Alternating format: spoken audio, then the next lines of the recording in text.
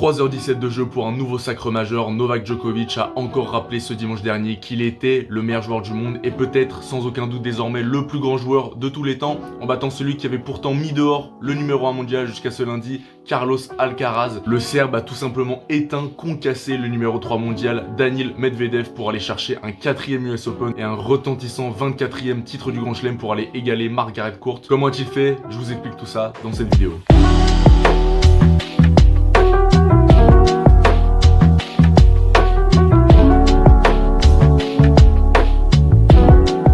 Salut à toutes et à tous, très content de vous retrouver pour cette nouvelle vidéo tennis en clôture de cette US Open. On avait fait une vidéo preview à la veille du lancement de cette dernière levée du Grand Chelem, voilà, pour un petit peu parler des favoris et de ce qu'on pensait voir comme résultat, de qui on pensait pouvoir aller décrocher le titre à Flushing Meadows. On avait dégagé deux favoris, Carlos Alcaraz et Novak Djokovic, qui s'annonçaient réellement comme les deux ogres, les deux seuls à pouvoir réellement aller chercher ce titre avec une avance considérable sur le papier par rapport aux autres concurrents. On attendait tous cette finale entre Djokovic et Alcaraz, surtout après la finale de Wimbledon, monstrueuse entre les deux hommes, et celle presque aussi incroyable à Cincinnati qui avait duré plus de 4 heures. Et bien finalement non, Alcaraz a été stoppé par le 3e homme presque, ou le 4e si on inclut Yannick Sinner, Daniil Medvedev, qui est allé stopper le numéro 1 mondial en demi-finale afin de s'en aller défier celui qui est dans les faits le meilleur joueur du monde actuellement, avec 3 titres du Grand Chelem désormais, Novak Djokovic, dans une finale très attendue mine de rien, même si c'est un petit peu moins clinquant que l'Alcaraz Djoko qu'on attendait tous.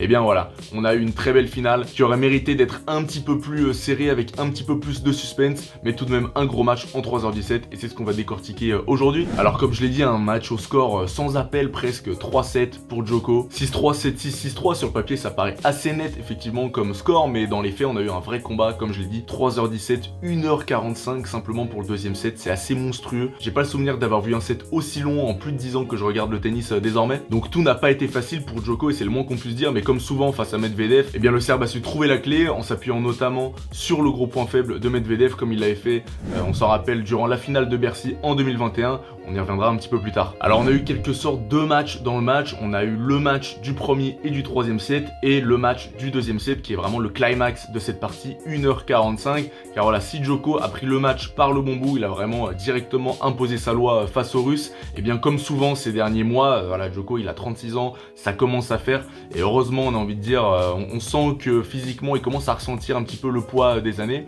Et bien dans le deuxième set, il a commencé un petit peu à fatiguer physiquement, on l'a vu énormément entre les points, se tenir les genoux, ou en tout cas se sentir beaucoup plus touché, marqué physiquement que son adversaire. On a donc eu un premier et un troisième set largement à l'avantage du Serbe, mais un deuxième set beaucoup plus équilibré, voire même à l'avantage de Medvedev. Vraiment le deuxième c'est un set que le Russe aurait dû gagner, il était supérieur au Serbe, notamment dans la deuxième partie de cette manche. Et si le numéro 3 mondial était parvenu à remporter ce deuxième set si crucial, et bien certainement que le scénario de la finale aurait été complètement différent. Mais voilà, en face c'est Djoko, le Joker, Nolé, appelez-le comme vous voulez, mais il a plié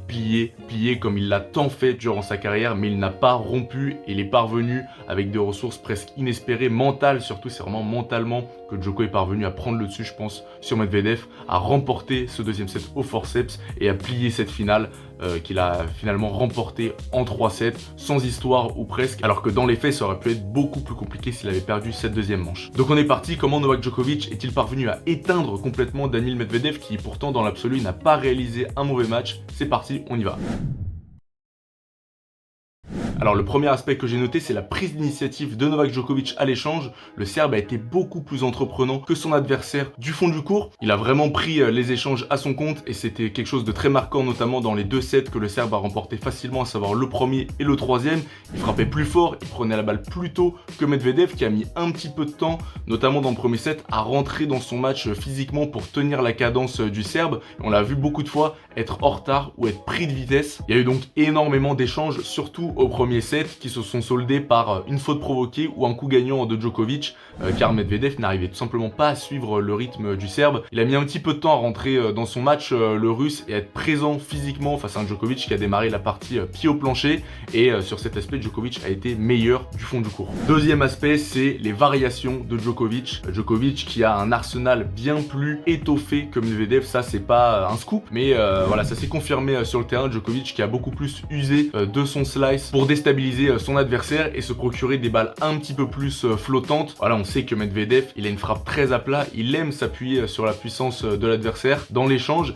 et face à un slice, parfois, on sentait qu'il savait pas où foutre ses jambes sur le terrain, avec son espèce d'allure de pieuvre désarticulée, et ça faisait que parfois, il avait du mal à réaccélérer la balle, et ça permettait souvent aux Serbes d'inverser la tendance dans un échange ou de prolonger et venir à la volée ensuite. On l'avait analysé après la finale de Wimbledon, c'est Alcaraz qui avait beaucoup usé de cette tactique face à Djokovic justement, et bien là, vice versa, c'est Djokovic qui s'est dit bon, c'était pas si mal la petite tactique de Carlitos sur le center court à Londres, je vais l'utiliser contre Medvedev car ça marche très bien, et effectivement ça a très bien marché, surtout que dans le même temps, et bien Medvedev, lui il a très peu varié, même s'il a essayé de monter au filet, 22 montées au total sur l'ensemble du match, on le verra plus tard, mais c'est 2 fois moins que son adversaire. Il a aussi essayé de distiller quelques amortis, mais pour des résultats assez contrastés. Donc voilà, normalement du fond du court avec sa tactique de base, ce mur qui renvoie tout simplement et qui ne fait aucune faute, ça fonctionne contre les 99% des joueurs du circuit, et peut-être que les deux seuls joueurs contre qui ça ne fonctionne pas, et bien c'est Djokovic et Alcaraz parfois, même si là 2 jours plus tôt, bien ça a fonctionné, ça a suffi, il a réussi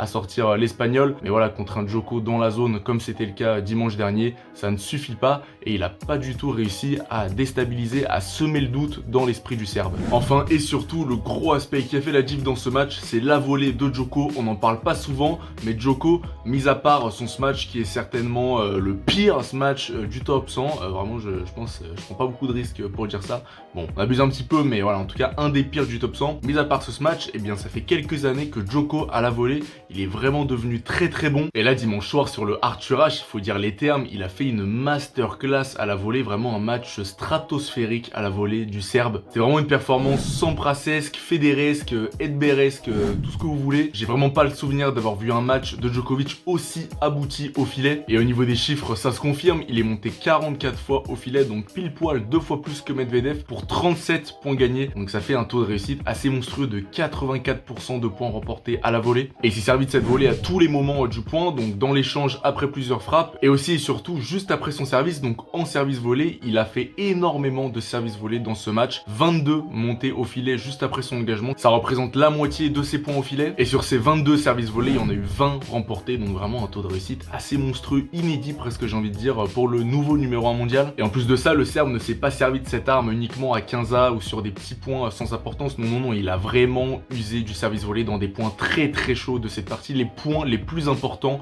qu'il a remportés, il les a remportés grâce à son service volé tout simplement. À 3-4 dans le deuxième set, balle de break pour Medvedev, bam, service volé, cloué au sol, le Danil à 6-5, 30A, rebelote, service volé de Djokovic pour aller s'éviter de sauver une balle de 7, et il a une balle de 7 à sauver à 6-5, quelques points suivants, avantage Medvedev, balle de une manche partout pour le russe, et de nouveau un service volé. Vraiment Medvedev là aurait pu remporter ce point, il avait le passing dans la raquette, il avait juste à jouer longue ligne, mais il a choisi le mauvais côté, ou alors c'est Djokovic qui a joué le bon côté. Vraiment de toute façon il a attiré toutes les balles au filet le Serbe durant ce match, et il a sauvé cette balle de 7. Donc voilà, ce service volé qui a fait énormément de mal à Medvedev, surtout côté égalité. Djokovic qui usait énormément du slice pour déporter son adversaire et ensuite juste déposer tranquillement une volée à l'opposé. Et vraiment le numéro 3 mondial qui n'a pas du tout trouvé la parade durant l'ensemble du match. Il était très très loin au retour de service, si loin que parfois on le voyait même pas à l'écran lorsqu'il retournait en bas. Et étonnamment, j'ai envie de dire, en fait, il s'en est pas rendu compte manifestement durant le match, parce qu'il a jamais changé sa position au service. Il enchaînait les points perdus sur des montées au filet de Djokovic, et il a pas réussi à trouver la clé, ni au retour de service pour faire le passing gagnant, ni en tentant d'autres choses, en s'avançant sur le terrain par exemple. Et donc il a été globalement mauvais en retour de service, hein. Pourtant Djokovic n'a servi que 55% de première balle, c'est pas un taux de premier service très très élevé, et Medvedev s'est procuré que 3 balles de break, c'est bien trop peu pour un retourneur de sa qualité normalement. Et c'est ça à mon sens le gros point faible, la grosse lacune de Medvedev, son incapacité à retourner en étant dans le terrain, en prenant la balle tôt dès le retour de service. C'est quelque chose sur lequel Djokovic s'était déjà énormément appuyé durant la finale de Paris-Bercy en 2021. Il sortait de sa finale perdue à l'US Open contre Medvedev, et il avait perdu le premier set durant cette finale du dernier Masters 1000 de la saison. Puis il était monté outrageusement au filet pour inverser la tendance, et donc en s'appuyant sur cette grosse lacune encore du jeu de Daniil Medvedev. Et d'ailleurs en réaction d'après-match, il a regretté de ne pas avoir essayé de changer cette position au retour de service, parce que c'est vraiment ça à mon sens qui lui a fait perdre cette finale. C'est donc dommage pour Daniil, car il a eu l'occasion dans le deuxième set de remporter cette manche et et d'inverser la tendance, de revenir à une manche partout et de peut-être complètement changer le scénario de cette finale. Djoko était vraiment dans le dur physiquement dans le deuxième set, on le sentait, il avait beaucoup de mal entre les points à récupérer et il a d'ailleurs essayé de raccourcir les échanges. C'est, je pense, aussi une des raisons pour lesquelles il est beaucoup monté à la volée. La première, c'est parce que c'est une tactique qui fonctionne très bien contre Medvedev, on l'a vu, mais la deuxième aussi, c'est que je pense qu'il savait que s'il faisait l'ensemble du match du fond du court contre un athlète aussi inusable que Medvedev, il allait tout simplement pas tenir. Et on l'a vu dans ce deuxième set qu'il a eu un coup de pompe physique, il a beaucoup plus utilisé les amortis, Djokovic, pour essayer de raccourcir les échanges. Je pense parfois un petit peu par dépit pour se débarrasser de la balle parce qu'il en pouvait plus tout simplement. Et ça a d'ailleurs assez peu fonctionné. Medvedev a beaucoup remporté de points lorsque Djokovic a tenté les amortis parce que ça correspond vraiment au moment où Medvedev est rentré dans sa partie. Et là, il dominait complètement le Serbe. Il y avait également beaucoup plus de doubles fautes pour Djokovic dans cette deuxième manche. Sur ces 6 doubles fautes réalisées dans l'ensemble du match, il y en a eu 4 simplement dans ce deuxième set. Et on a senti que Medvedev a profité un petit peu de ce petit coup de pompe physique qu'a connu le nouveau numéro 1 mondial, en étant moins passif à l'échange, en subissant moins les échanges du fond du court. Il a été plus entreprenant, il est monté plus au filet. Et ça se confirme dans les stats car sur l'ensemble du match, c'est dans le deuxième set où le Russe a réalisé le plus de coups gagnants avec 18 coups gagnants en tout, contre seulement 8 coups gagnants dans le premier set et 6 dans le troisième. Mais comme souvent avec Djokovic ces derniers mois, comme ça a toujours été le cas presque durant sa carrière, eh bien le Serbe a tenu au mental, il a laissé passer l'orage, il a été comme presque à chaque fois cette saison intraitable dans le tie-break. Vraiment cette année il est injouable en tie-break Djokovic. Il y a juste Alcaraz qui a réussi miraculeusement à remporter un tie-break pendant la finale sur le center court de Wimbledon, mais sinon il en a presque perdu aucun. Et là voilà, Medvedev en perdant ce tie-break, eh bien il a anéanti toutes ses chances de remporter cette finale. 2-7-0 pour Djokovic, le match était presque plié, la messe était dite. 6-3 dans le troisième set et au final on se retrouve avec un score final 6-3, 7-6, 6-3, une victoire presque tranquille on aurait envie de dire pour Djokovic, simplement inquiété dans ce deuxième set, mais il a vraiment éteint Medvedev, un Medvedev qui pourtant n'a pas fait un mauvais match mais qui n'a tout simplement pas eu la réponse face à cette tactique de montée à outrance au filet mise en place par le Serbe. Bon allez les amis, c'est la fin de cette analyse tactique qui nous semblait intéressante, même si la finale ne restera pas du tout dans les annales comme celle de Wimbledon le restera. On le pense que c'était quand même intéressant de réaliser une analyse tactique de cette finale de l'US Open au vu de la tactique mise en place par Djokovic. C'est monté au filet à outrance à l'image d'un Federer Prime ou même d'un Sampras. Vraiment il a été monstrueux au filet Djokovic. Donc c'est vraiment le joueur complet qui est devenu le Serbe au fil des années, pas seulement un joueur de fond de court capable de tenir l'échange, la cadence depuis sa ligne de fond de court, mais un joueur qui est capable également d'être excellent, d'être exceptionnel à la volée. Mis à part ce smash qui reste et qui restera je pense jusqu'à la fin de sa carrière son énorme point faible, eh bien il est capable de tout de même délivrer des matchs de très bonne facture avec ce coup. D'ailleurs dimanche contre Medvedev il a fait aucun Djoko smash comme on a l'habitude de le voir, là il n'y en a pas eu et il a été monstrueux à la volée pour aller chercher ce 24e titre du Grand Chelem, redevenir numéro 1 mondial,